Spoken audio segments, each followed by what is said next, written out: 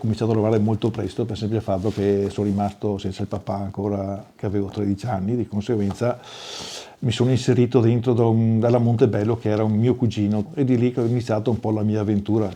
Ho fatto tutta la manovalanza che serve per crescere, ho imparato un po' tutti i mestieri fino a che poi mi sono introdotto in modelleria.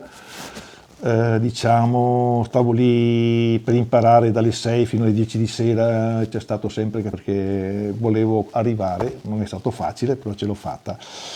Sono cresciuto molto di più quando lì c'era un bravo modellista da Bologna che poi hanno litigato e è andato via, di conseguenza sono rimasto solo e di lì mi sono fatto una bella gavetta. Poi nel 73 il povero Sergio Caberlotto, avendo venduto la Caber alla Spalding, sono partiti per l'avventura della Lotto, è venuto a casa mia e di lì abbiamo, non stipulato il contratto, abbiamo fatto un accordo e da provo perché dalla calzatura molto elegante passare su una calzatura sportiva che ho detto mi metto alla prova.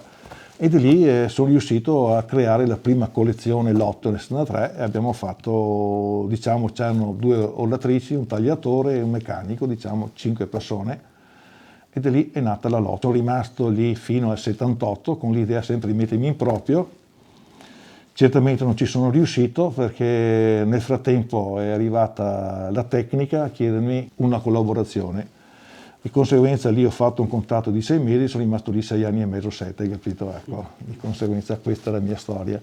Dopo da lì la mia avventura, ho detto mi metto su uno studio di modelleria per conto mio, siccome il mio lavoro era il modellista, e ho cominciato come studio di modelleria, poi prendo su una collezione da una parte, fammi la produzione, creami quell'altra, mi sono trovato un po' con 4, 5, 6, 7 persone, di conseguenza ho detto dopo nel 89-90 provo a farmi una mia piccola collezione, da lì è partita un po' non la Ola, è partita la Selva Shoes, poi nel 90 ho creato per rendere il marchio brevettato internazionalmente, ho creato la Holland, di conseguenza adesso è registrato in tutto il mondo. Allora, all'inizio sono partito solo con una collezione di trekking leggero, che poi alla volta per coprire poi i 12 mesi ho creato anche una linea di invernale, che adesso è diventata molto più importante la linea invernale che quella estiva. Il mercato oggi, come per noi, il più importante è il Canada, la seconda è la Russia e poi c'è l'Italia e tutta l'Europa. Siamo presenti un po' in tutto il mondo, adesso abbiamo delle spedizioni anche in Argentina, abbiamo anche...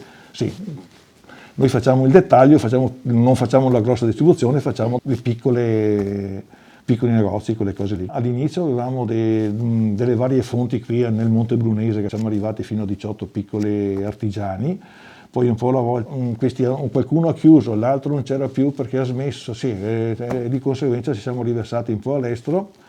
All'inizio uno che aveva già un'azienda, quello a Brooks, vi dicendo, questo qui, non è andato, non ho voluto continuare, ho dovuto prelevarla io sia quella in Repubblica Ceca che quella in Romania. Adesso sono di mia proprietà, facciamo tutto il resto della produzione. Qualcosa facciamo qui all'interno, tutta la campionatura, quando non c'è la campionatura facciamo una piccola produzione, e il resto è tutto basato su questi 2 siti. Diciamo che qui all'interno facciamo tutta la campionatura, ho 4-5 collaboratori, 2 ragazzi giovani che sto facendo crescere. Diciamo però lì ho una mia figlia che mi collabora, la Micaela, però diciamo che ancora il 70-80% fa parte ancora della mia testa, diciamo, ecco.